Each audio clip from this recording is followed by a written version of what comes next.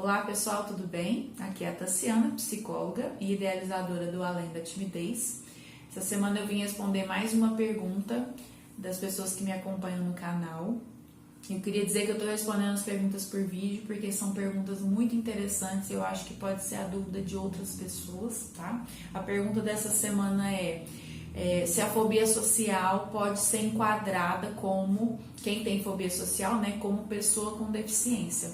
Isso é uma discussão realmente muito relevante que ainda está acontecendo, né, pois tem pessoas que defendem que a fobia social e outros transtornos mentais como a depressão, toque, transtorno bipolar pode ser tão incapacitante quanto uma deficiência mental, né, um prejuízo orgânico e significativo. Então eu vou explicar para vocês o que eles dizem como deficiência mental perante a lei, né? Então eu até anotei aqui para eu não perder nenhuma palavra, né? Porque a gente sabe que quando se trata de lei, os termos são muito importantes, né? Então, o que eles consideram deficiência mental, né? Um funcionamento intelectual significativamente inferior à média. Para ser considerado deficiência mental hoje, tem que ter acontecido antes dos 18 anos de idade, então isso já eliminaria muitas pessoas que desenvolvem transtornos mentais depois dos 18 anos.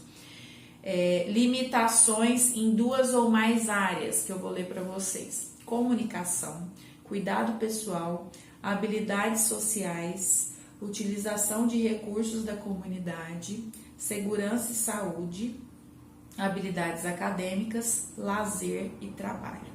Quando a gente pensa nessas áreas, né, a gente está falando de praticamente todas as áreas que envolvem a vida de uma pessoa.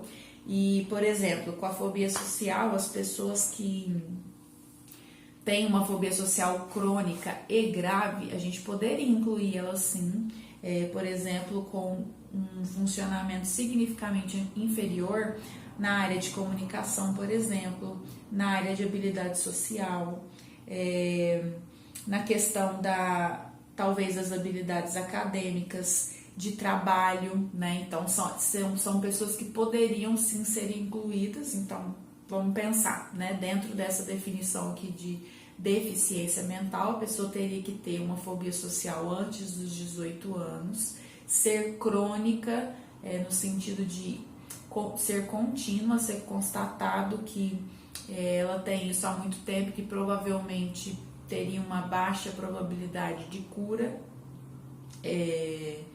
e com limitações aqui nessas áreas.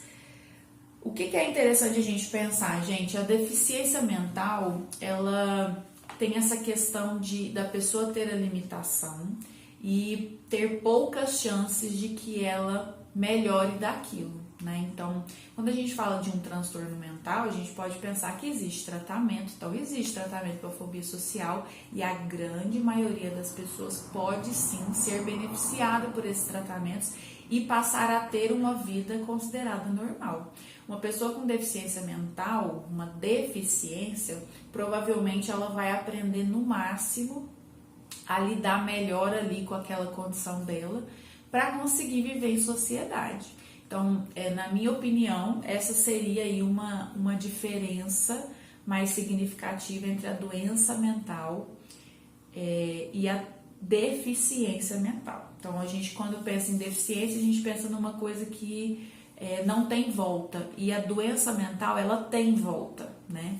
Mas a gente também tem que considerar que existem casos de transtornos mentais clinicamente significativos que causam prejuízo por anos e anos, e a gente vê que às vezes é difícil uma regressão, é muito difícil que a pessoa consiga ter uma regressão a ponto de conseguir conviver socialmente, levar uma vida normal. Então, realmente, gente, é algo que precisa ser discutido, porque existem pessoas que deveriam ser incluídas nesse critério, porque elas realmente são limitadas, né? Não conseguem trabalhar como as outras pessoas, conviver em sociedade como as outras pessoas.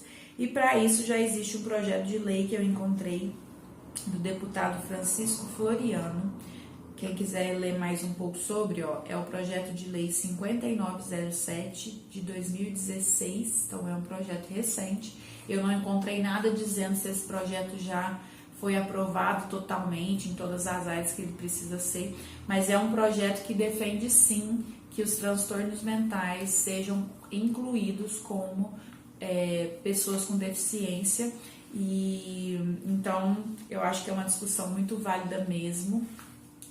Se alguém souber aí de alguma informação sobre esse projeto de lei, se ele já passou mais para frente, se ele foi realmente aprovado, mas para vocês verem que isso é uma coisa que está caminhando para ser algo realmente válido e passar a considerar a fobia social e outros transtornos mentais como uma deficiência mental que causa prejuízos significativos na vida das pessoas, e aí essas pessoas vão poder ter acesso a direitos de outras pessoas com deficiência física, muitas vezes, né, que é uma deficiência mais fácil de visualizar. Junto com isso, gente, vai ter que vir uma avaliação muito criteriosa, porque é o que eu falei para vocês, existem muitas fobias sociais que com o tratamento a pessoa vai passar a ter uma vida normal, né? Eu quero que vocês pensem que seria considerado deficiência mental apenas quando a pessoa teve todo o acesso aos tratamentos que existem para essa condição e ainda assim não conseguiu se curar, se tratar da fobia social. Então, tenham isso bem claro, gente. Não é porque você tem uma fobia social que você tem uma condição totalmente limitante e irreversível, tá? Vocês podem procurar tratamento. Existem vários tratamentos que trazem benefícios sim para a vida das pessoas e a pessoa pode voltar a ter uma vida normal. Então, antes da gente procurar pensar que isso pode ser uma deficiência incapacitante, pensem em procurar tratamento para realmente dizer, não, essa minha fobia aqui é muito grave, eu não vou conseguir me inserir na sociedade de novo, né? Então, muitos casos é totalmente possível a pessoa retomar a vida dela normal, tá ok? Bom, então a gente volta semana que vem.